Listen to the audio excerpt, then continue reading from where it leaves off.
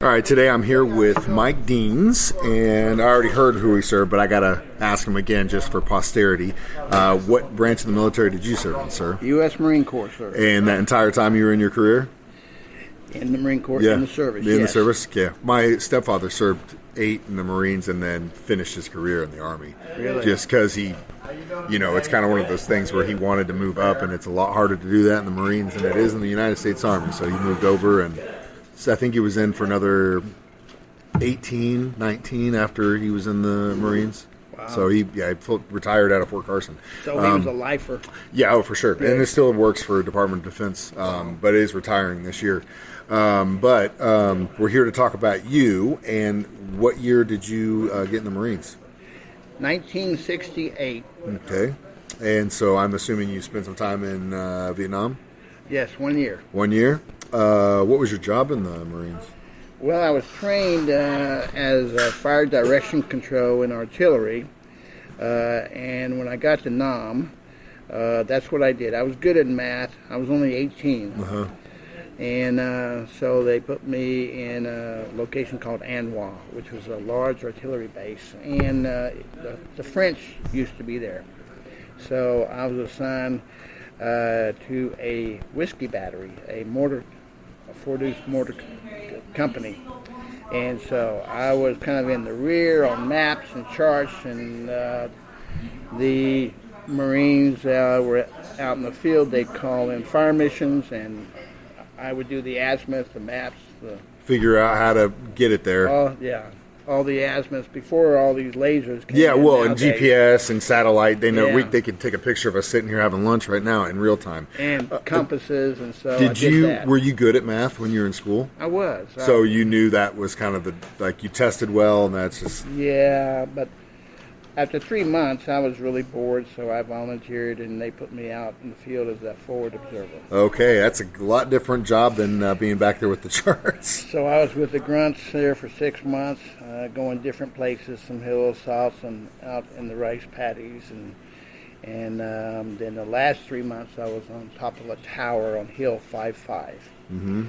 And my job was to call in artillery when we would get hit by 122s. We got gassed a couple times, and there was a bridge just a click or two away, and it got blown up 3 times in the 3 months I was there. Did you guys have to rebuild it? No, there was I just went blank. The construction group, the CBs. Okay, yeah. My dad's best friend was a CB. Oh, those guys were great. He's crazier than hell. The CBs were there, so they rebuilt everything. You may have ran into him. He may have been the one building it. Oh, that they were great. And but during that 3 months, that's when my favorite song, Bridge Over Troubled Waters, came out, Simon Garfunkel. Yeah. I was on a 50-foot tower. I was put there because I think I told a lieutenant to go to hell or something for whatever reason. So he put me on top of the tower where the enemy would sight up their 122 rockets. Yeah. I'd get some shots fired at me now and then, and 122 rockets. But I loved it there. I was away from the brass. I ate with the CBs. I went out with the CBs. So you just partied with those. Sometimes just for fun. I was on my own. And so I really loved it, and the CBs were hard workers. Yeah, oh yeah, for sure. Every time I hear about especially your story, this movie Good, Bad, and the Ugly. Oh yeah. Or that whole scene about them guarding the bridge, and the general or the corporal, whoever, he's like, I hate this damn bridge. I'm gonna blow it myself if I could. Oh my God, that's crazy that it actually happens in real life. But that's awesome. That I'll have to tell Oki said that he loved the CBs. That's great. I ate very well. Yeah, I'm sure. Well, because those guys had to work their ass off, and so they had to eat too. You know what I mean? They worked hard. Yeah, I mean, they had to build a bridge 3 times in 3 months, and that was just one spot. So, how many years did you serve in the Marines? Only 2 years and 4 months. When I came back, I had the MOS where they were giving some early outs. So I'd signed up for 3 years, and so I got out in 1970. Went home to Houston, Texas, and joined HPD, Houston Police Department, and so I started my career in law enforcement at age 19. Wow. Stayed there for 10 years. I was in closer combat in the ghettos of Houston than I was in Vietnam. They were always a click or two away. Yeah.